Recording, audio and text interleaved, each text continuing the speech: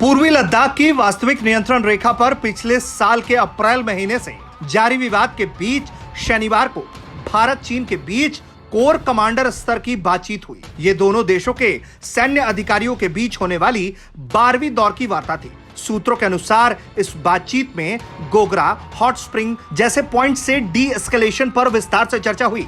LAC के चीन के पक्ष की ओर ओल्डी में हुई ये बैठक सुबह शुरू हुई थी, जो कि शाम 7:30 बजे तक चली। 9 घंटे की मैराथन बैठक में तनाव को कम करने को लेकर बातचीत की गई।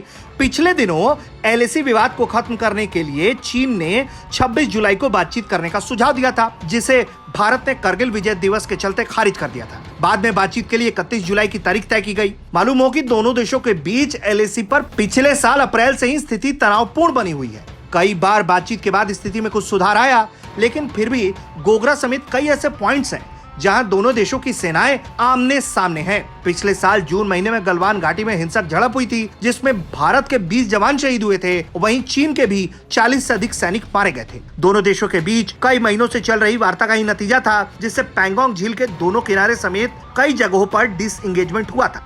हालांकि चीनी सेना अब भी गोगरा, हॉट स्प्रिंग जैसे इलाकों में विवाद खड़ा कर रही है, जिससे तनाव बना हुआ है। जहां एक ओर चीन भारत से शांति के लिए बातचीत कर रहा है, तो दूसरी ओर वो अपनी चालबाजी से भी पीछे नहीं हट रहा। पूर्वी लद्दाख में दबदबा कम होने की वजह से चीन इन दिनों अपनी सैन्य तैनाती को मजबूत करने में लगा है। इसके चलते चीन ने हर तिब्बती परिवार के लिए पीएलए में एक सदस्य भेजना अनिवार्य कर दिया है। सूत्रों के मुताबिक चीन ने यह विशेष अभियान फरवरी महीने से चला रखा है। हालांकि चीन की हर हरकत पर भारत की पैनी नजर है, और यही कारण है कि अभी भी सीमा पर भारत के 50,000 से अधिक जवान चीन के सामने तैनात हैं।